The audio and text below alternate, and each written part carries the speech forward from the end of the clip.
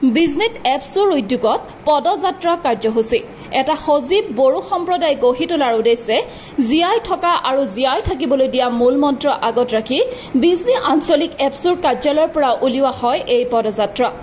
পৃথিৱীৰ বিভিন্ন প্ৰান্তত থকা বড়ো জনগোষ্ঠীৰ ঐক্যতা আৰু বড়ো জনগোষ্ঠীৰ সংস্কৃতি পোছাক পৰিচয় আদি অটুট ৰখাৰ উদ্দেশ্যে এপছৰ কেন্দ্ৰীয় কমিটিৰ নিৰ্দেশ মৰ্মে ৰাজ্যৰ বিভিন্ন প্ৰান্তৰ লগতে বিজনীতো বিজনী আঞ্চলিক এপছু আৰু নিচিমা আঞ্চলিক এপছৰ উদ্যোগত উলিওৱা হয় এই পদযাত্ৰা। এপছৰ কেন্দ্ৰীয় কমিটিৰ মুখপাত্ৰ অবিদ নাৰ্চাৰী উপস্থিত থাকি পদযাত্ৰাৰ শুভ উদ্বোধন কৰে। এপছৰ কৰ্মী প্ৰাক্তন এপছু কৰ্মী বিজনী জিলা বড়ো সাহিত্য সভা ট্ৰাইবেল সংঘ আদি বড়ো জনগোষ্ঠীৰ দল সংগঠনৰ কৰ্মীয়ে অংশগ্ৰহণ কৰা পদযাত্ৰাৰ দলটোৱে বিজনী আঞ্চলিক এপছৰ কাৰ্যালয়ৰ পৰা সমগ্ৰ বিজনী চহৰ পৰিভ্ৰমণ কৰি পুনৰ বিজনী আঞ্চলিক কাৰ্যালয়ত সামৰণি মাৰে। News desk report NR24। আমি বিজনী আঞ্চলিক নিখিল বড়ো ছাত্ৰ সন্থা আৰু নিচিমা আঞ্চলিক নিখিল বড়ো ছাত্ৰ সন্থাৰ উদ্যোগত আৰু চেণ্ট্ৰেল কমিটিক নিৰ্দেশ মৰ্মে আমি আজি বিজনীত ৰড মাৰ্চ আমি আয়োজন কৰিছোঁ। আমি আমাৰ অৰ্গেনাইজেশ্যনৰ যিটো ষ্ট্ৰেংথেন এইটো উঠত ৰখাৰ কাৰণে আৰু যিটো বডোফা উপেন্দ্ৰ ব্ৰহ্মই কৈছিল যে লিভ এণ্ড লেট লিভ, জীয়াই থাক আৰু জীয়াই থাকিবলৈ দিয়া, এই মন্ত্ৰলৈ আমি আজি পদযাত্ৰা আয়োজন কৰিছোঁ। আৰু যিটো পৃথিৱীৰ বড়ো ঠায়ে ঠায়ে বড়ো আছে, ৱৰ্ল্ডৰ বড়ো ইউনাইট হ'ব লাগে, এইটো আমি সেই ৰেলীৰ দ্বাৰা অনুৰোধ কৰিব বিচাৰিছোঁ। আৰু আমাৰ যিটো আইডেণ্টিটি, বড়োৰ আইডেণ্টিটি, এইটো অটুট ৰখাৰ কাৰণে আমাৰ ভাষা সংস্কৃতি, আমাৰ পোচাক, বিভিন্ন আমাৰ যে বড়োৰ আইডেণ্টিটি এইটো অটুট ৰখাৰ কাৰণে এই ৰেলী। কাৰণ আজি AIৰ যুগ হ'ল, ডিজিটেল যুগ হ'ল, এই যুগৰ কাপ খাই আমাৰ নৱপ্ৰজন্মই মানে বহুত বেলেগৰ পৰিধানবিলাক ড্ৰেছবিলাক আজি পৰিধান কৰি আছে। ইয়াৰ কাৰণে আমাৰ যি আইডেণ্টিটি এইটো অটুট ৰাখিব লাগে। আৰু আমি বড়ো হিচাপে জীয়াই থকাৰ কাৰণে যিটো সংগ্ৰাম, এইটো আমাৰ বডোফা উপেন্দ্ৰনাথ ব্ৰহ্মই এইটো পদ দি গৈছিলে।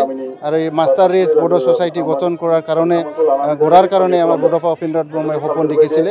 আৰু সেই সপোনক বাস্তৱ কৰাৰ কাৰণে আজি নিখিল বড়ো ছাত্ৰ সন্থাৰ এই ৰেলীটো আয়োজন কৰিছোঁ।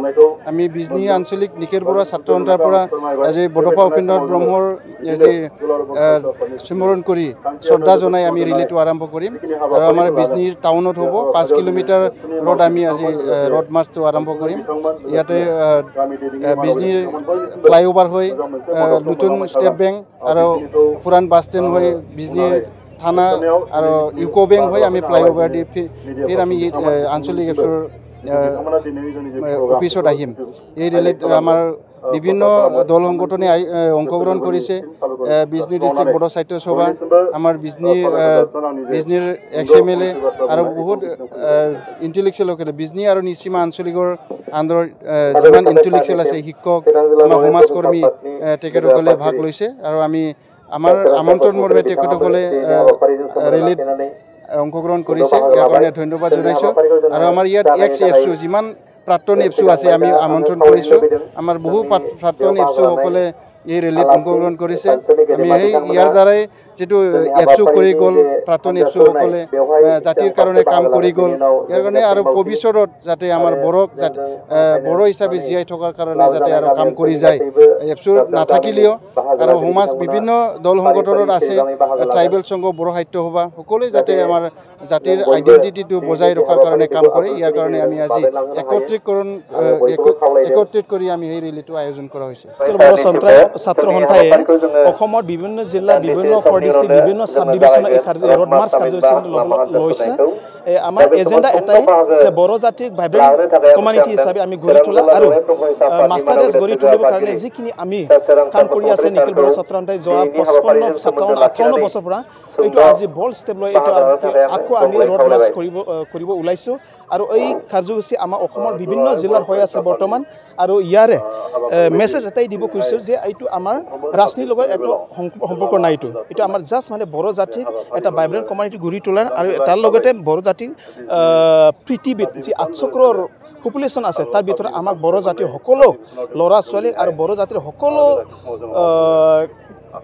জাতিৰ মানুহকে আমি যে 800 ক্ৰ'ৰ পপুলেশ্যনৰ ভিতৰত যে আমি নিজকে যে বড় মানুহ হিচাপে যে গঢ়ি তুলিব সক্ষম হয় গঢ়ি তোলাত আমি ছাকচেছ হওঁ এই মেছেজটো লৈ আমি এইটো কাম কৰিছোঁ আজি